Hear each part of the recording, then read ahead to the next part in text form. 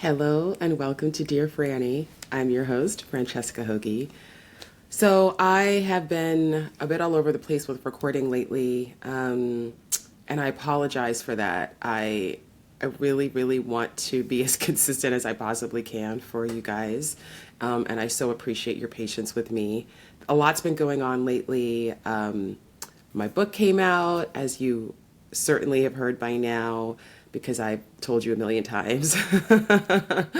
And I had a really beautiful experience because I was at the annual TED conference in Vancouver for the publication of my book. I mean, I was there. I was going to be there. It just so happened that TED coincided with my book pub date, which was April 8th, and which is day 2 of TED.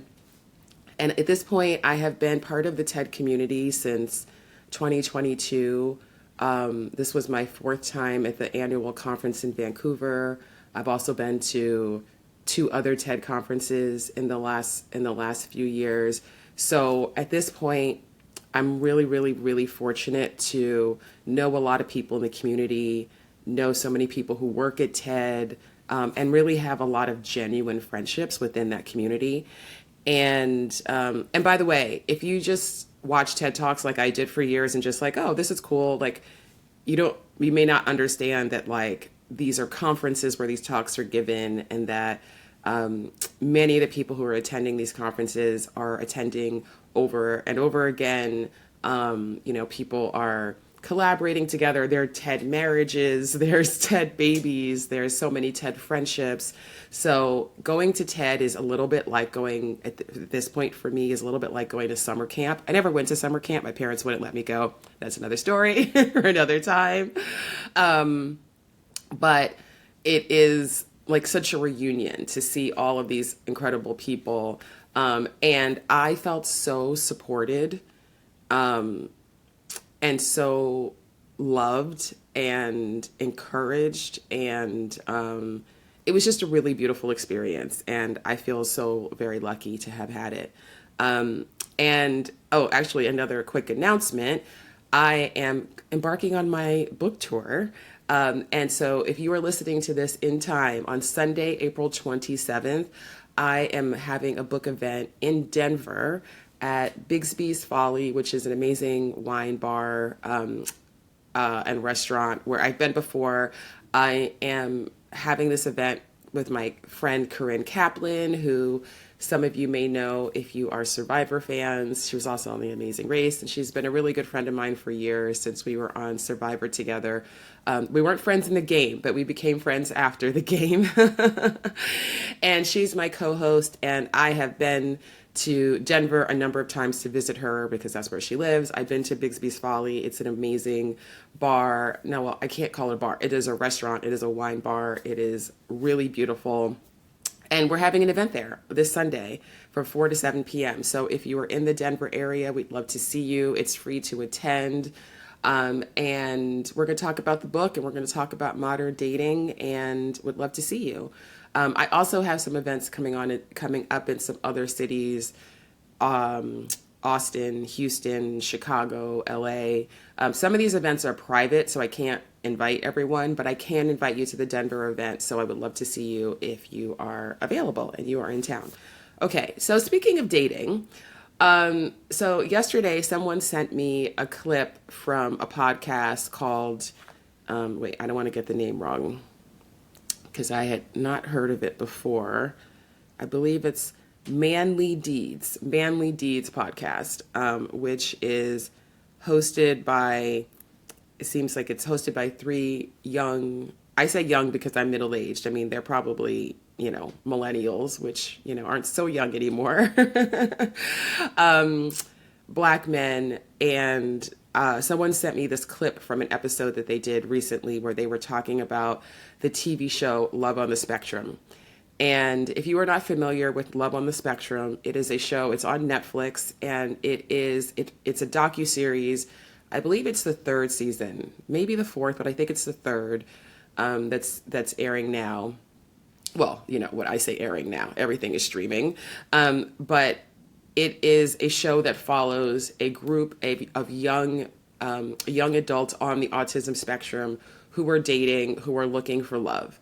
And it is such an amazing show. I've been watching it since the first season came out during the pandemic, I think in 2020 or 2021. And it's like, I was like crying every episode. It's just an amazing show because the young people on the show they are so genuine. They are so authentic. They are so unfiltered. They're so thoughtful. They're so communicative. Like, it's really incredible. And I've talked to many people through the years who also love the show, who also just are like, oh man, the way that they communicate and the way that they just there's no pretense, there's no pretending. It's just genuine emotions. I mean, things will happen, like if you've never seen the show, like somebody might go on a date. And by the way, they work with a coach who specializes with working with young adults on the spectrum. And the coach is awesome, by the way. And so if, some of them have maybe like sensitivities to certain things like sensory, which is very common for people on the autism spectrum. And so if they're on a date and maybe they start to feel overwhelmed, they'll just say, I'm feeling overwhelmed. Can you stop? Can we not look at each other for a while? Or can we sit in silence? Or I need to get up for a moment. And it's just this like very honest communication of like, I'm having a moment and I need us to do this differently. And it's always well received. Everyone gets it. Everyone gets it. So getting back to this podcast, so this clip was these men talking about how Love on the Spectrum is their favorite show. And they're saying like, wow, if we all dated like they did on Love on the Spectrum, dating would be so much fun. I would love to date like that. Like finding a partner would just be so much easier. Like they were really appreciating all the things that I appreciate about the show. And it was really heartwarming. And it made me, because they were like, well, I can't, and I haven't listened to the whole episode. I only saw this clip. So maybe they get more into this, but they're like, why can't we date like that? And I'm like, well, there's a lot of reasons why we can't date like that, or why we don't date like that, I should say. But what it inspired me to think about and to talk to you about today is how we can date a little bit more like that. Because if you think about all of the things that make that experience so enviable to watch as somebody who dates, neurotypical people in our very, in this very conditioned dating culture that we exist in, where there's so much game playing and the communication is so spotty and it's so easy to not know where you stand or how somebody's feeling about you, or to think you made a connection, but then they ghost you. I mean, these folks don't ghost. They communicate so authentically. And so, I mean, the short answer to like, why don't we date like that is because we're not, generally speaking, healed enough to let it be that easy. We are not able to be that genuinely ourselves because we are so in our heads about how we have to show up, what we have to look like, what we have to say, who we have to be in order to be accepted, in order to be loved. And for the people on the show, you can see like, and if you don't have any experience, if you don't have any autistic people in your life, if you've never spent any time around autistic people, which I have, especially a lot when I was a child, because my brother was diagnosed as being autistic when I was a kid. And so we actually did spend a lot of time in community with other families and autistic children. But this is a group of people who have, they don't have the ability to deceive. Like, I don't want to say they don't have the ability. It is not how their brains work. It is not how they operate in the world. They are honest to the point where it can feel jarring sometimes, because we're like, oh, because we're used to being so, polite and not saying exactly what we mean. We call it being polite by being oftentimes inauthentic, dishonest, and none of that subterfuge is present. So we are not generally healed enough to let this be so easy, to let the communication be so honest, to show up as our true selves, to talk about the things that we're genuinely excited about without that fear of judgment of like, well, what's somebody going to think of me if they know that I'm into this, or this is how I see the world, or this is what I believe. Also, we're really, really good at denying our true feelings. We're really good at denying our intuition. This is something I talk a lot about in my book, How to Find True Love. But we're really good at pushing down our feelings, not even being in touch with how we feel. I mean, the number of times that I'll talk to people about a date that they went on, and I'll be like, oh, well, how did you feel? How did you feel with this person? Or, and it's oftentimes they can't even really tell me because they were so in their heads. They're like, feel, I don't know how to say, I don't know how I felt. I know what I was thinking. But so we're not as tuned into to our feelings. Because as you can see, when you watch the show, these folks, they don't have an ability to pretend that they feel something that they don't feel. And they are so in touch with their feelings. They're so sensitive. They're so tuned in, which is the opposite of how many of us are operating in our lives. We don't date like that because, as I already mentioned, we have difficulty communicating honestly, and they're all about honest communication. And also, we're really focused on appearances. We're focused on, and it's easy. And this is something that, I'm always talking about self-compassion because this is not our fault, but this is how our conditioning is that we tend to be more focused on what our relationships look like on the outside and what we look like on the outside, than what it feels like to be in the relationship, what it actually feels like to be ourselves, right? We're more focused on those appearances. And so we are really at a disservice when it comes to forming romantic relationships, when you're just thinking about what everybody else is going to think about you being with this person, or how you're going to look with this person, or what's going to say about you to have a partner like this or not. It's really hard to have that real authentic connection. I mean, I think it's probably pretty obvious that that's difficult. And I think another, when I was reflecting on this, another reason I think that we don't date the way that they date on Love on the Spectrum is because we don't typically understand that love is a choice. And if you haven't watched the show, I really do recommend watching a few episodes of it, because you can see how, I mean, sometimes it might be a bit jarring for us because some of the people on the show have such an eagerness that, you can see that they're really ready to like love anybody, right? And that is a beautiful thing, but it can also for us feel like, oh, wait, but, don't you want to be a little bit, hold back a little bit, or be more discerning, or wait, or, this person is cool, but maybe there's somebody better. And, there is some merit to that perhaps. However, I think ultimately what you see in the young people on the show is that they understand that love is a choice. And this is something they intuitively understand. They understand that treating someone with love is a choice that you make. They understand that giving someone kindness, giving them the benefit of the doubt, encouraging them, that this is a choice that you can make, and you see that they're making it all the time.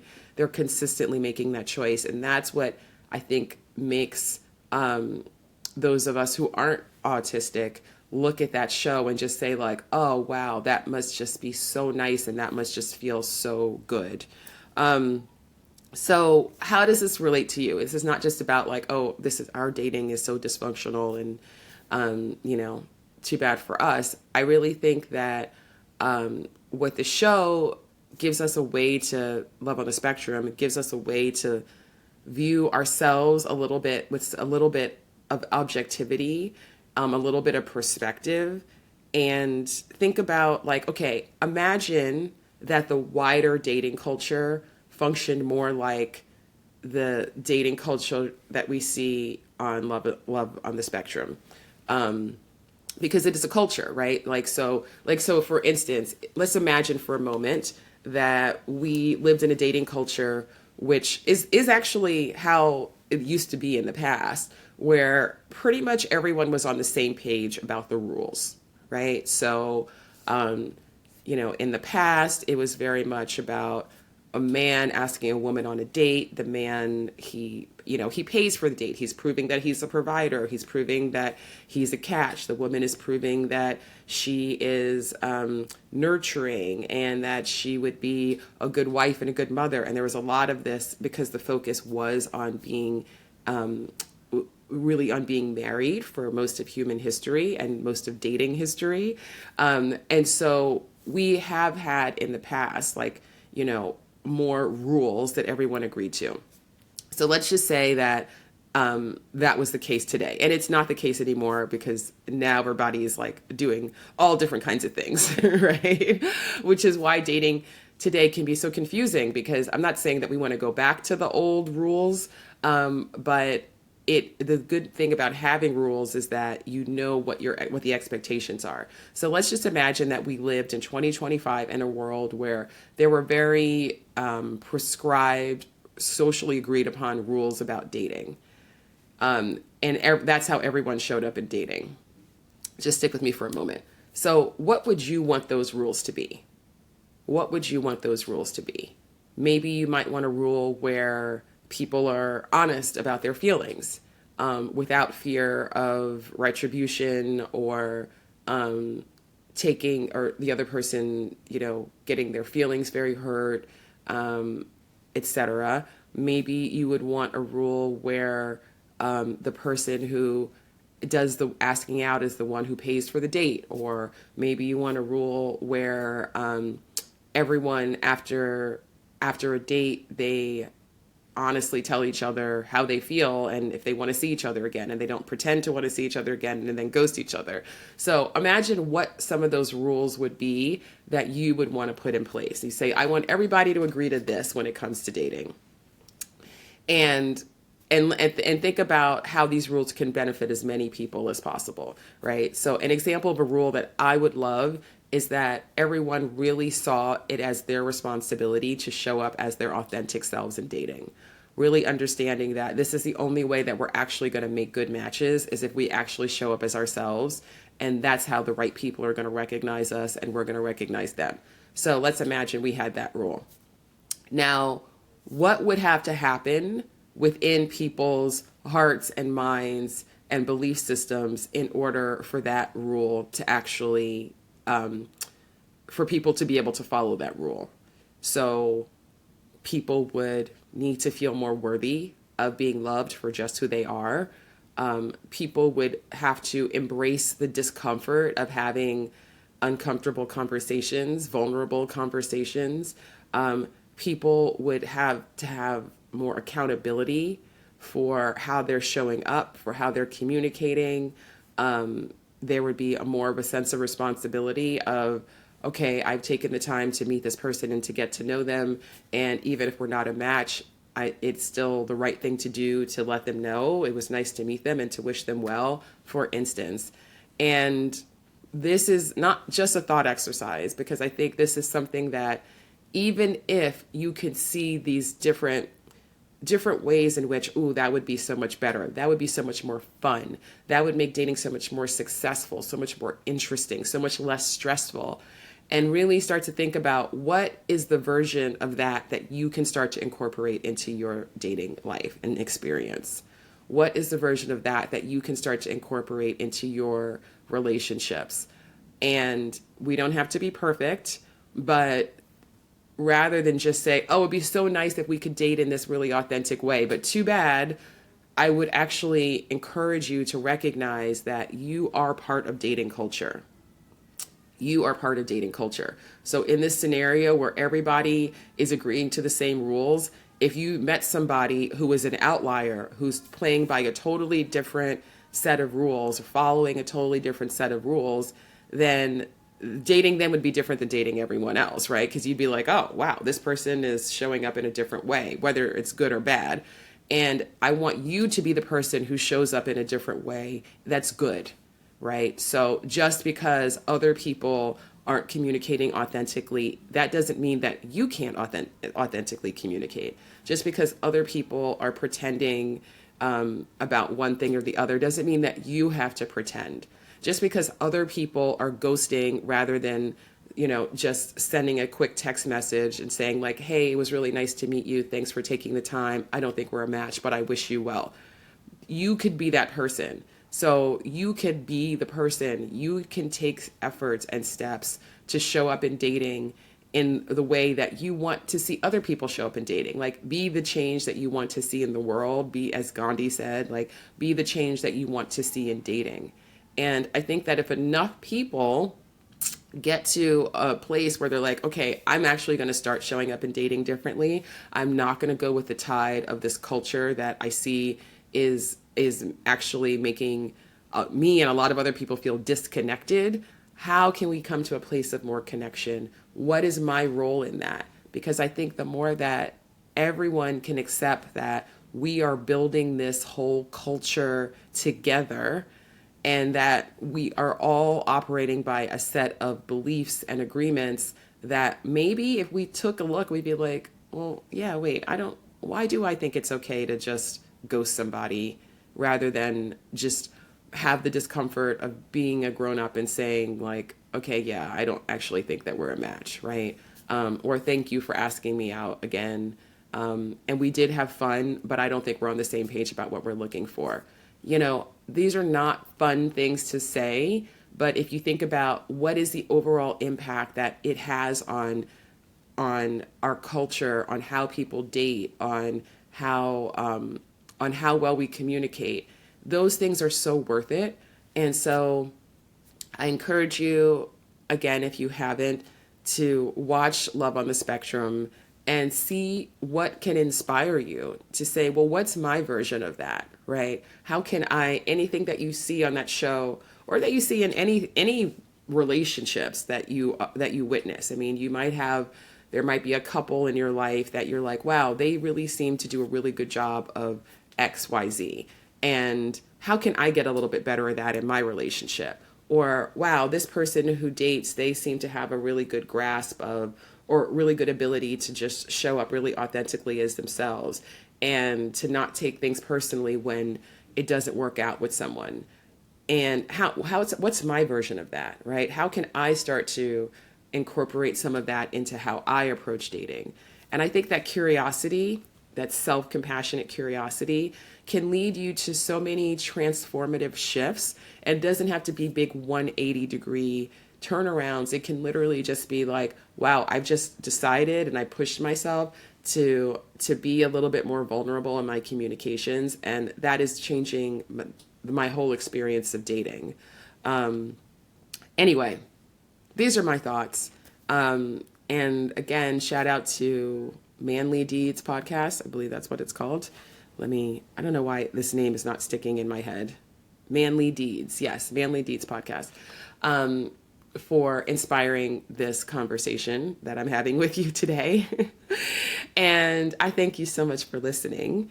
I will be back soon. And again, if you are in Denver on April 27th, Sunday, April 27th, from 4 to 7 p.m., Corinne and I are going to be at Bixby's Folly. We're going to be talking about modern dating. We're going to be talking about my book, How to Find True Love. And we're going to be answering your questions. It's going to be a lot of fun. So come get a glass of wine, visit with us, and we're going to have a great evening. And wherever you are in the world, I hope that you are protecting your peace. I hope that you are not feeling defeated, but actually feeling resolved, that it's time for us to claim our power in every way. I mean, I'm talking about dating, but there's a lot of things going on in the world. There's a lot of things going on in the US right now where we are being called to decide for ourselves, how much am I willing to sit back and just let things happen in my life? And how much am I willing to stand up for what's right, stand up for what I want?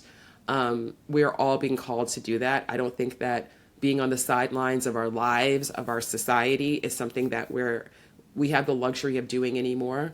I think it's time for all of us to really get clear about what is it that I believe, what is the world that I want to live in, and what is my role in achieving that. So we can't do it alone. We do it here together. I hope that this podcast has helped you to start thinking a little bit more about how you can do that and be that change in your own dating life. But, this also applies to fascism. This also applies to authoritarian governments. This also applies to injustice that we see in the world. And what are we going to do about it? Because we are more powerful than we think. And it's time for us to start claiming that power and to know that we all deserve to live in a country and a world that works for everyone. Everyone is deserving of a good life. Everyone is deserving of love. Everyone.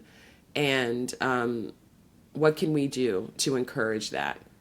And I think it really starts with believing in that, and then getting curious about, okay, what's my role to play, and how do I show up in my life in a way where I'm encouraging what I want to see. So anyways, sending you lots of love. Thank you so much for listening. Have a great rest of your day wherever you are, and I will be back soon. Okay, bye.